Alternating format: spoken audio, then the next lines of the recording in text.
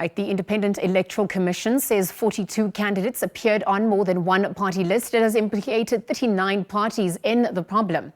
The IEC has now released party candidate lists for public comments and objections. They will be available at the Commission's national, provincial, municipal offices between 9 a.m. and 5 p.m. today, as well as tomorrow. The Electoral Commission has also reported that more than 14,000 candidates have been nominated to contest the 887 seats available in National Assembly and the 9 legislatures. The Commission will publish the final list of candidates contesting the elections on the 10th of next month.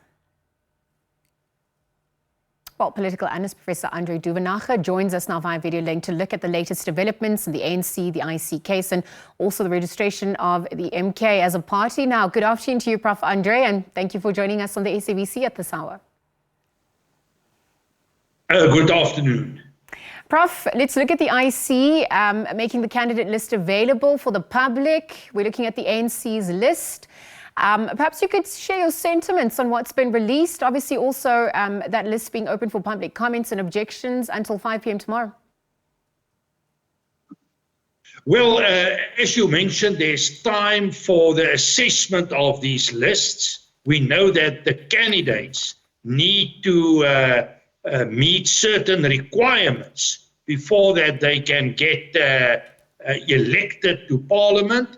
And now it's the job of the public to check these lists. Now, if I'm looking at the ANC lists, my assessment is it is a clear attempt to be representative in terms of provinces, in terms of gender, maybe even in terms of general representation.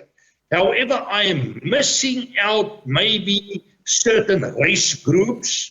I don't think the ANC lists are basically a norm of the South African or a profile of South African society at large. Another point of concern to me is that a number of people associated with corruption, people that were identified by the Zondo Commission, are part of these lists. And that must be a bone of concern within this context. And I think it also is reflecting negatively on the party's stance against corruption and state capture.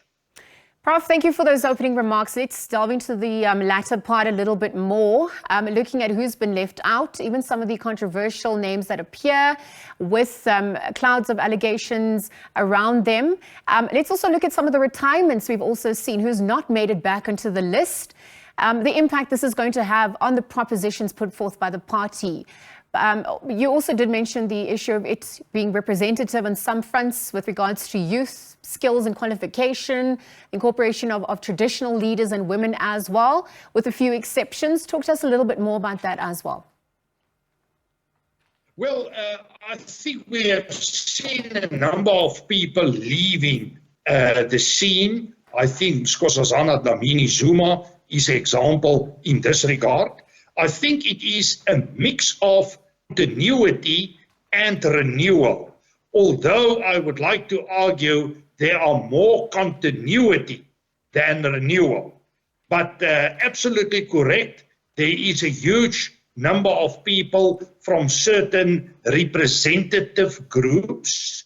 But my concern is people like, for example, Alvin Botha on the list. You saw the name of Sisi Kotwa. We know there were serious concerns about Gwedi Mantashe. There was a lot of rumors recently about Paul Mashatile. And these people are all accommodated within the systems, the one or the other way. But clearly, and I differ a bit from Fikile Mbalula, he is arguing that the list is on the same level as the list the ANC presented in the election before 1994. I don't think that is clearly the case. I am missing elements of strong leadership. I am picking up stronger political loyalty and maybe groupings loyal to the current leadership within the context of the ANC.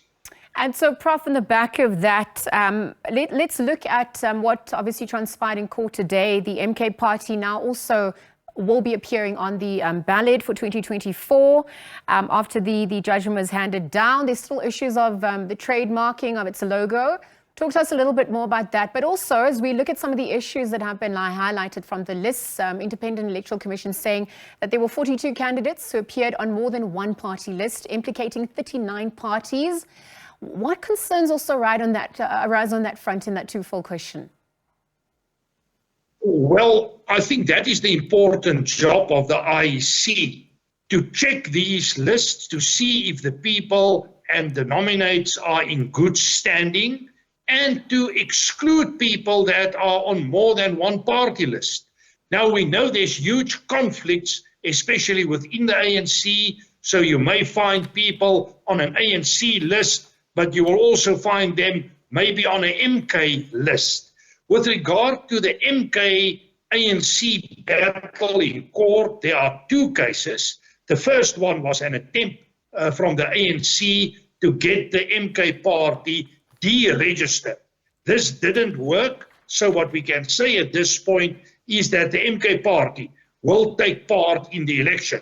But now the problem is with their name and their logo, because the ANC is claiming the MK name, they are claiming the logo as part of their history and tradition.